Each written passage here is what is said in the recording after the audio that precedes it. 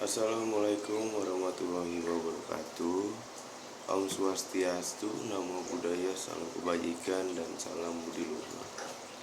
Nama saya Novel Satriananta dengan nomor induk mahasiswa 17315000839, Fakultas Ekonomi dan Bisnis di Universitas Budi Luhur. Mata kuliah ini yaitu Manajemen Strategi dengan dosen pengajar Bapak Dr. Muhammad Mabrur Taufik, SAG, SEMM. Di kesempatan kali ini, saya akan membahas materi tentang unsur-unsur strategi dan analisis lingkungan eksternal perusahaan. Yang pertama yaitu tentang unsur-unsur strategi. Di lingkungan internal, sumber daya manusia, kapabilitas dan kompetensi inti, yaitu menjelaskan model berdasarkan sumber daya manusia, menerangkan berbagai jenis sumber daya manusia, menemukan kompetensi inti, melakukan analisis rantai nilai, melakukan analisis SWOT. Model RBV, above average return, sangat ditentukan oleh karakteristik di dalam perusahaan. Fokus pada pengembangan atau perolehan sumber daya dan kapabilitas.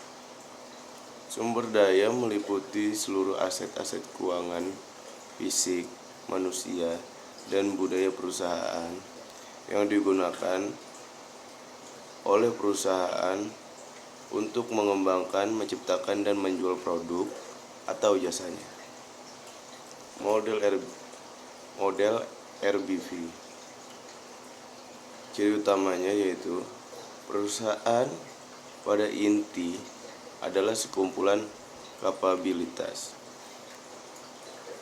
Efektivitas suatu perusahaan tergantung dari kesesuaian antara kapabilitas dengan pasar yang dilayani oleh perusahaan.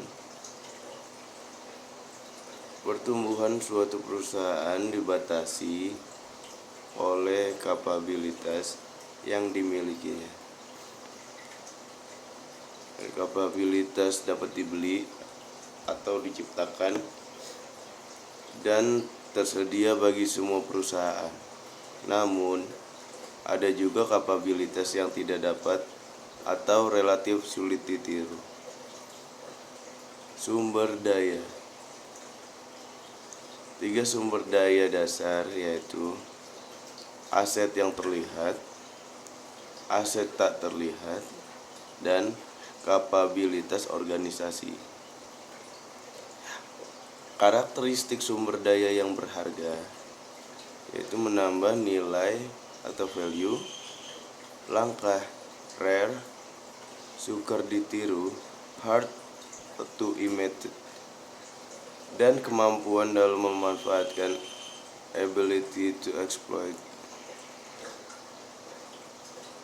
Sumber daya research, mekanisme isolasi, yaitu superioritas kompetitif, kelangkaan sumber daya manusia, kemudahan ditiru, appropriability, daya tahan, dapat digantikan, substitutability. Tingkat kesulitan meniru sumber daya manusia yaitu 1. Mudah ditiru adalah kas dan komoditas, dapat ditiru tetapi mungkin juga tidak, yaitu capacity promotion, skala ekonomi. Sukar ditiru yaitu loyalitas merek, kepuasan karyawan, dan reputasi keadilan. Tidak bisa ditiru, yaitu paten dan lokasi yang unik, misal hak tambang. Kompetensi inti. Kapabilitas menunjukkan kemampuan perusahaan untuk mengintegrasikan sumber daya yang dimiliki untuk mencapai tujuan yang diinginkan. Kapabilitas dapat dikombinasikan untuk menciptakan kompetensi inti. Kompetensi inti atau core competence, apa yang dilakukan perusahaan yang bernilai secara strategik. Menemukan kompetensi inti. Yang pertama yaitu sumber daya. Di dalamnya tampak atau tidak tampak. Kapabilitas yaitu team of resource. Kompetensi inti, sumber competitive advantage. Selanjutnya bisa menemukan kompetensi inti. Kompetensi inti memiliki potensi untuk menjadi kekakuan inti atau core rigidities. Core rigidities adalah bentuk lampau kompetensi inti yang menebarkan benih kelambanan, inersi organisasi, strategic myopia, dan menghalangi perusahaan merespon perubahan lingkungan eksternal secara layak.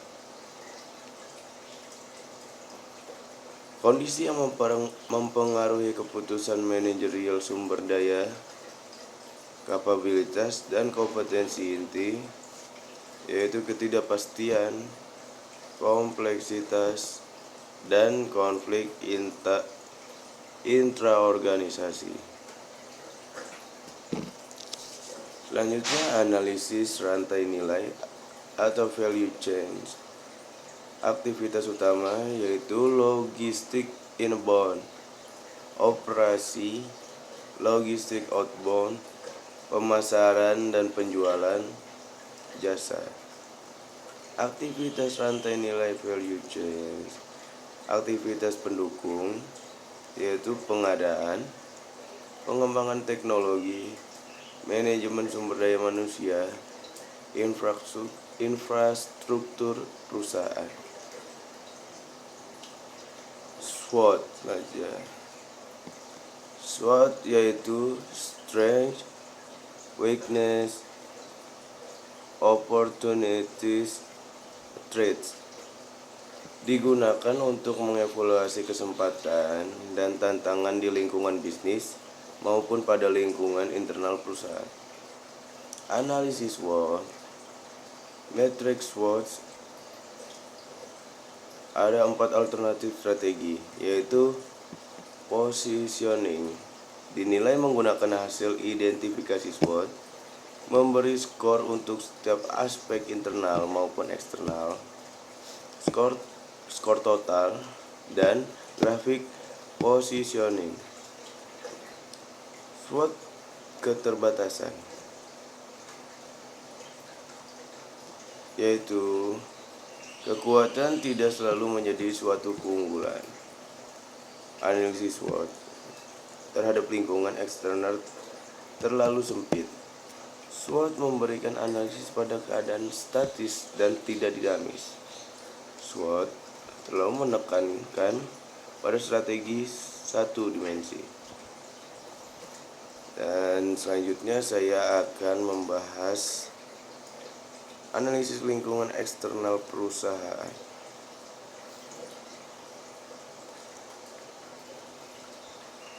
Lingkungan eksternal perusahaan,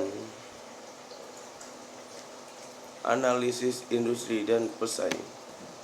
yaitu menjelaskan definisi lingkungan bisnis, melakukan analisis terhadap lingkungan bisnis, menjelaskan pengaruh 5 kekuatan pesaing terhadap profitabilitas suatu perusahaan, menguraikan klaster dan konsep pesaing terkini. Lingkungan bisnis. Definisi. Lingkungan bisnis memiliki arti yang luas karena menunjukkan seluruh pengaruh eksternal terhadap organisasi. Selanjutnya memiliki 3 konsep, yaitu 1. Fakta objektif, 2. Fakta subjektif, 3. Pembagian antara organisasi dan lingkungan tidak jelas, dan lingkungan tercipta dan didefinisikan oleh individu. Lingkungan bisnis. Analisis lingkungan organisasi.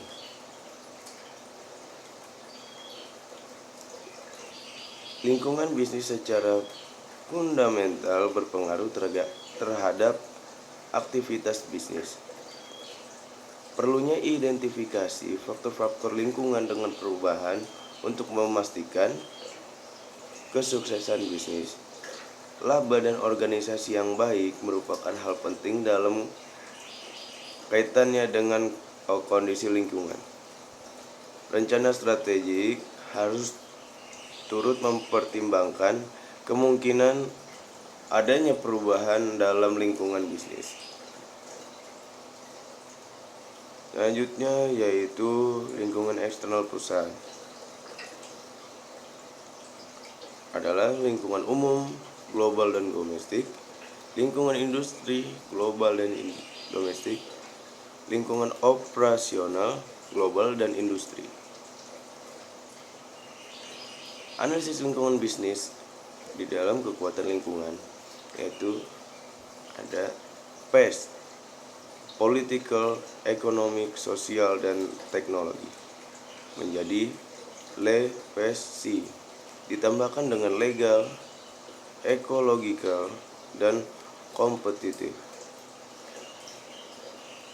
Analisis lingkungan bisnis, metodenya adalah analisis PES, membantu menyusun gambar yang komprehensif dan logis mengenai lingkungan mereka dari berbagai aspek.